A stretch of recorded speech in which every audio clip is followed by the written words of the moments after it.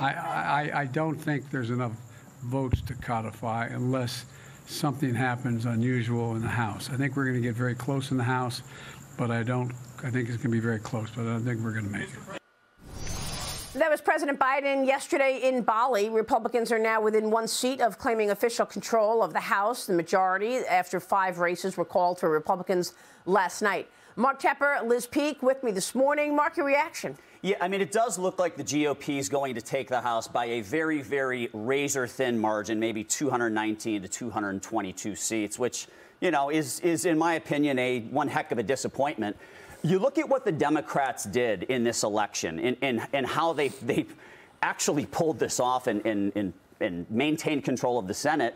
You know, they had a game plan and they stuck to it. Number one, let's remember they meddled in the GOP primaries, and they raised money and gave money to the MAGA candidate versus the more moderate candidate to pull that candidate across the finish line because they thought they'd have a better chance. Then they demonized ultra MAGA. And then lastly, what they did is they used that opportunity to not make the midterms about a referendum on how Biden was doing, but rather a choice between Biden and Trump.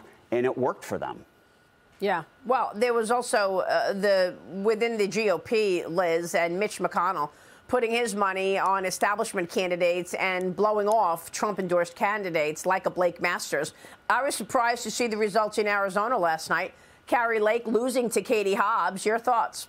Yeah, that was a very, very close race. I mean, unfortunately, Arizona is another one of these places where the count took far too long. It engendered all kinds of suspicion about how that happened, how all these late votes went for Democrats. Kari Lake, up until the very last minute, was very positive that she was going to win because of where the votes were coming from, but it just didn't happen. By the way, McConnell did spend millions of dollars on Blake Masters' candidacy. I think it's a little bit unfair to blame him. It just, you know, he just wasn't a very experienced candidate. He got better, and I have to say, at the end, I thought he did quite well. But anyway, it wasn't to be. The blame game is all over the place. Sure Some people have the knives out for leadership. Others have the knives out for Trump. President Trump is expected to announce another bid for the White House tonight in Mar-a-Lago. Liz, you have a new op-ed, Silver Linings to the GOP's midterm shortfall. You write, Republicans' disappointing midterm elections might ultimately help them in 2024. Tell us more. Well, look, I'm devastated by what happened. I was expecting a red wave like so many others were. But let's face it, what do we have coming out of the midterms? Joe Biden is pumped up and says he'll run again. I say yippee, because I think he is a terrible candidate. I know he won in 2020, but I thought he was a terrible candidate then.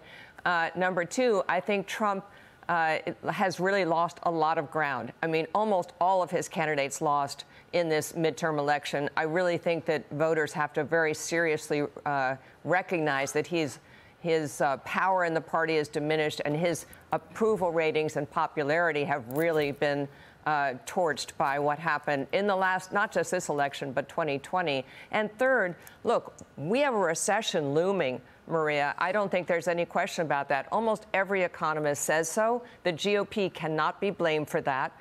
Biden is on the hook for whatever happens over the next 2 years. So I think we have a better shot at the White House. All right. We will keep watching that throughout the morning.